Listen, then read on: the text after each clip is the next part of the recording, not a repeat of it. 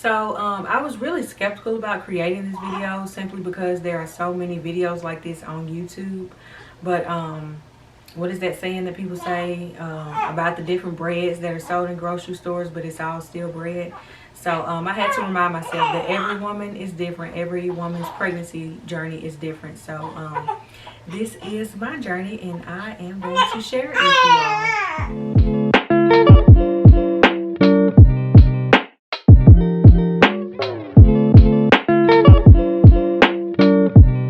Hello beautiful people, and welcome back to my channel. If you are new here, thank you so much for clicking on this video. Please feel free to like, comment, and subscribe. And if you are not new here, thank you so much for tuning in to another one of my videos. Right now, yes, I'm giving you busted and disgusted, but that's okay because I'm getting ready to wash my hair. But anyway, if you did not watch my last video, I talked about, oh gosh. Okay, sorry about that, guys. I had to tend to my baby. Anyway, if you did not watch my last video, I talked about being pregnant and keeping it a secret. And then towards the end of that video, I mentioned that I was going to talk about my actual pregnancy journey. So let's get into it, okay? So at the beginning of me being pregnant, the whole morning sickness thing, I don't know why they call it morning sickness, because for me, it was the morning, the afternoon, the evening. It didn't matter what time of day it was. I was freaking puking, okay? And if you do not have morning sickness, you are so lucky, because it's not fun. It's horrible. I could hardly keep anything down. The only thing I was able to eat was crackers, water, and grapes. So and then sometimes, you know, I did feel like I could eat something and I would eat it, and then it would just come right back on up. So that was not fun. That lasted for me, I would say, for about a month and a half. And after it was over, I was relieved. As far as weight gain goes, I started off at 132, and then by the time it was time for me to deliver, I think I was like 160 something.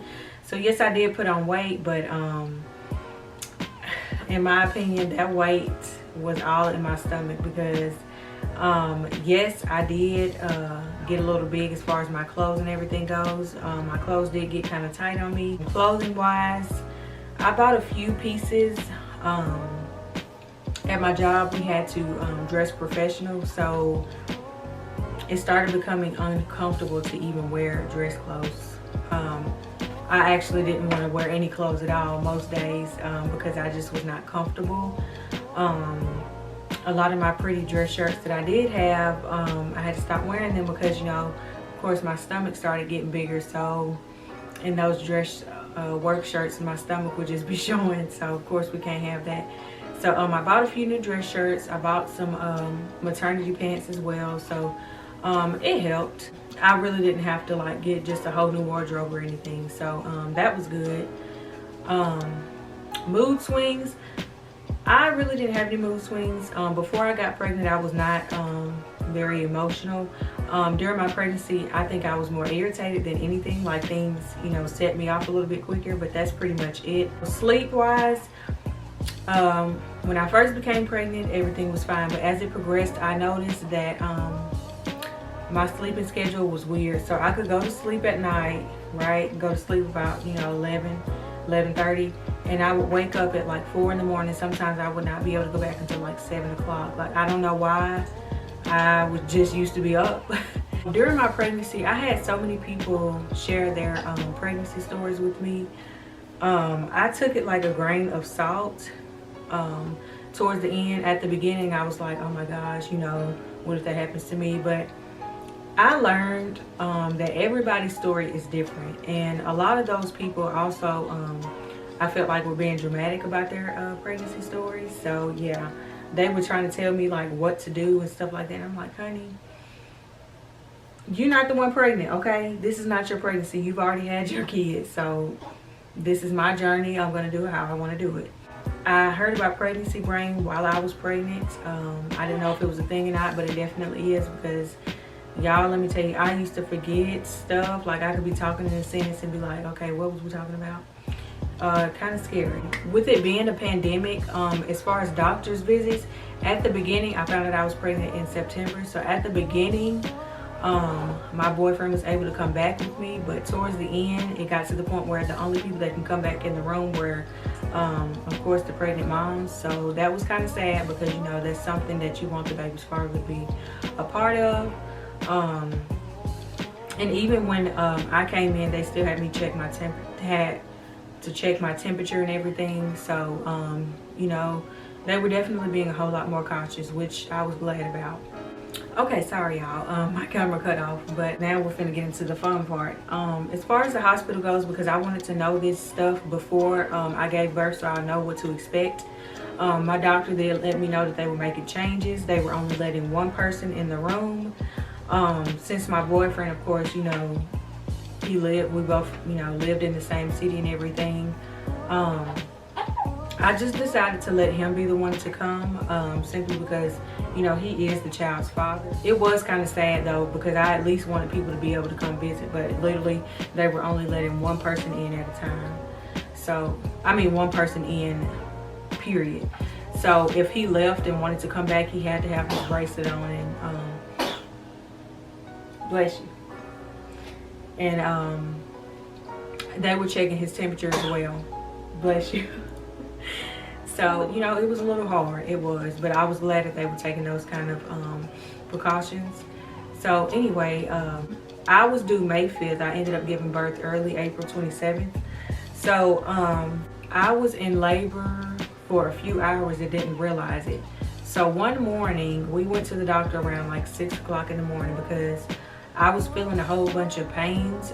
They did tell me about the whole Braxton Hicks, but they were like, it's not going to be anything to where to what your contraction is going to feel. So of course I didn't know what a contraction was, but I had experienced Braxton Hicks, and these pains were way more intense than the Braxton Hicks. So I just got kind of concerned. You know, I called the doctor, went up there. She ended up telling me, this is probably TMI, but whatever, honey, we're all grown. She ended up telling me that I had a UTI, which my doctor was saying that that's common in pregnant women. So she ended up saying that that's the reason that I've been in so much pain. And that threw me off, because what? But anyway, she ended up giving me some medicine, and she was like, you know, if it doesn't kick in within a day, just come on back. So, you know, went home, you know, tried to eat. I couldn't even eat. I was in so much pain. The pain never got any better. It actually got worse, and the pains were more frequent. So at the beginning it would hurt, and then it would stop hurting, you know, for about 30-40 minutes, but it became more frequent. So I was like, what the heck is going on? Something is not right. I actually ended up going out of town that same day, about 2 hours away, which, no, it really wasn't really a good idea, but you know, whatever. The whole time, you know, I was still in pain and everything. On the way back, I was still in pain. So I tried to go to bed that night. I couldn't go to bed because it was so bad. It got bad to the point where I was like bent over on the bed. I was trying to do different stuff to help out. It wasn't working. And oh my God, it was awful. Like, it got to the point where I was crying. Next thing I know, my water ended up breaking. Of course, we rushed to the hospital. I felt like my water broke twice, because it broke once before I left the apartment, and then some more water came out when I was at the hospital. So I don't know what that was, but when we got there, they said, of course, whoever I chose to be in the room with me, they could not come in unless they officially knew that I was in labor. Clearly I was leaking all over the dang wheelchair. So they let him back there. By then, my pains had become so bad that I was screaming. Before I gave birth, you know, I was telling my doctor I wanted to have a natural birth. I didn't want to have an epidural, blah, blah, blah, because I had saw videos about epidurals and, you know, how big the needles are. I hate needles. And then people were saying that you can get paralyzed if anything goes wrong. So I was just worried about that. But honey, when you are in pain, okay, you just want something to take it away. So I ended up getting the epidural, and it seemed like it just took forever for it to come, because they had to wait on my lab results, you know, before they could give it to me. So the process, honestly, for the epidural wasn't even bad. Of course, I just had to sit still, which, Can you imagine how challenging that is while you're having contractions? Women, you know, we are just so strong. I just want to say that. The epidural wasn't that bad. I think it's because I was so focused on my contractions and trying to make sure I wasn't moving, you know, when they did happen. So once I got the epidural, once it kicked in, I was fine. I couldn't feel anything from the waist down, but I didn't care because I felt freaking good, okay? I got my epidural at 8 centimeters. I think when I got to the hospital, I was at like 4 centimeters. And the week before that, I had my doctor's appointment. I was only at 1 centimeter. So things progressed like very fast. And the only thing I didn't like about the epidural is not being in control of my own legs. So, you know, of course they have to check your cervix and stuff to see how far you dilated and everything. But sometimes I had to move to different positions, you know, if the baby was being like difficult or whatever. Y'all, like 2 or 3 nurses had to help out each time because that's just how much I was not in control. I tried to help out. Clearly I wasn't doing anything. But so when it was time for me to push, everything went smooth. A lot of people out here are pushing for like, you know, hours and stuff. I don't even think I pushed for an hour, y'all, and he was freaking out, okay? The whole thing was smooth, so I was very happy about that. My actual doctor is the one who delivered the baby, so I was happy about that. I didn't even tear a whole lot. That was good. So it was just kind of a surreal moment when he came out, especially when he you know, when we did skin to skin. It just felt amazing. It was just unreal. It's like, oh my gosh, I really pushed you out, you know, this is it. I'm an actual mom now. So it's pretty amazing, you know, and it's all worth it. Like everybody says, it is worth it in the end. We actually stayed in the hospital for like 7 days. I know the standard, I think you stay in there for like 2 days and then you go home.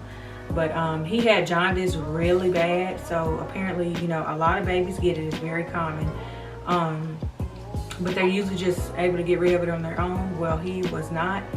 So yes, they just kept saying we had to stay another day, and each day they told me that we had to stay again. I instantly just, you know, broke down, you know, in tears and everything. It was, oh my gosh, it was so sad. You know, in the hospital, you're not really comfortable like you want to be. You're not in your own bed. You know, you got the nurses constantly coming in, checking on you all times in the morning. So you really, I mean, not the morning, all times of the day. So you really don't get as much sleep as you want to. And they kept telling me to make sure I got sleep. And I'm like, how am I supposed to do that if you're constantly coming in here, okay? So it just wasn't good. And then sometimes he was able to be in the room with me. Sometimes he was not. When they couldn't get his levels to go down, he was in the nursery most of the day. The only time he came to me was when it was time for him to eat. So, you know, that was sad. I just had him, you know, I want to see him and love on him, but obviously I couldn't. Another issue that we had was me breastfeeding. I actually had plenty of milk and I was worried about that. But I had plenty of milk, but I used to get engorged so much, y'all. Oh my goodness. And I don't know, you know, if y'all have experienced being engorged. It hurts so bad. If somebody tells you about their experience, they are not being dramatic. It's like you're walking around with rocks in your chest, and it's painful. It's heavy, and oh my goodness, I was like walking like this sometimes because it hurts so bad. I tried you know, taking the warm showers, doing little ice packs, and it would give me some relief, you know, for a few minutes, but then it would go back to normal. He did really good at the beginning as far as latching on and everything, but when we were about ready to leave the hospital, like that last day, because at one point I had to start pumping to try to, you know, get some relief from being engorged so bad. So he would pump and breastfeed, but towards the end, I don't know, he just did not like my boobs anymore, I guess. But so when we got home, I was still trying to breastfeed, you know, but like I said, I was still real engorged and stuff like that. It would happen so frequently. So I just went on ahead and switched them to formula. So yeah, I wanted to breastfeed. I'm glad that I actually was able to at all, you know, because that's good, you know, that's good for the baby. He gets a lot of nutrients from it. But that engorged thing, oh my gosh, y'all, it is the worst thing to ever have to go through. My nurses were really good, okay? They were really good because, you know, all the time you hear so many stories about these nurses not listening to the women, which when I went to the hospital at 6 o'clock that morning trying to tell that lady that I was in a lot of pain, I had a feeling that I could have been in labor, but I was like, no, and she kind of just brushed it off. So it was funny because when I went back to the hospital, that same girl was there and she was like, oh, you're back. Yeah, my water broke. How about that? I knew I was in labor. I knew my freaking body. But anyway, but that's just a prime example of, you know, I don't know if she thought I was being dramatic. You know, she said on a scale of 1 to 10, how much pain? 10. So I was just concerned that my voice was not going to be heard if something was going on, and I was trying to express that. You know, you hear so many stories of black women passing away because people just simply did not listen to them, or, you know, they were almost close to passing away, you know. So it was scary, but my nurses took really good care of me. You know, I probably got on their nerves asking questions and stuff, you know, with all the engorgement and the jaundice and stuff like that, but they really worked with me. They worked with both of us. They did really good, so I was happy about that. Y'all, the day that he was born is the day that we had to be moved into our new place. No. It was so hectic and chaotic. I was in the dang hospital making phone calls, getting everything cut on. And then my boyfriend running back and forth to the hospital, to the old apartment, to the new apartment, trying to get everything moved in, trying to make sure everything was good for when we came home.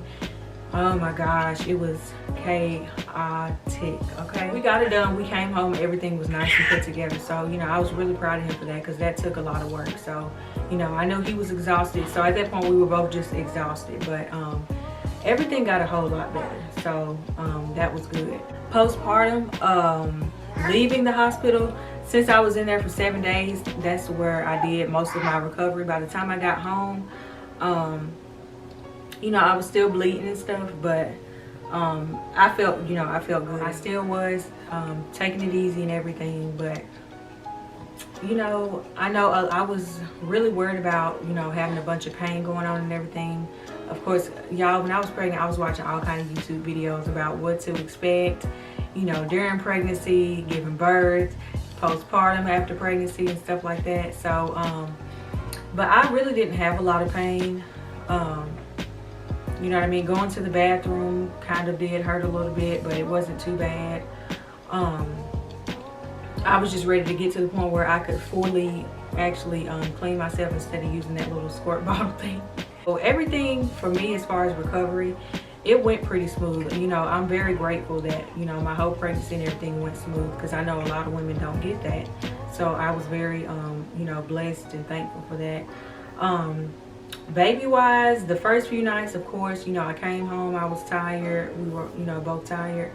It was a little rough the first few nights, of course. You know, we still getting used to him being by ourselves. Usually, you know, when I was in the hospital, the nurses would come in and, you know, help out if you needed help. But this time it's like, oh my goodness, this is it. Like, we are on our own, which was kind of nerve-wracking too because I couldn't sleep. It's like any little movement he made, I was like, is he okay? I mean, what's going on? So, but it got a whole lot better.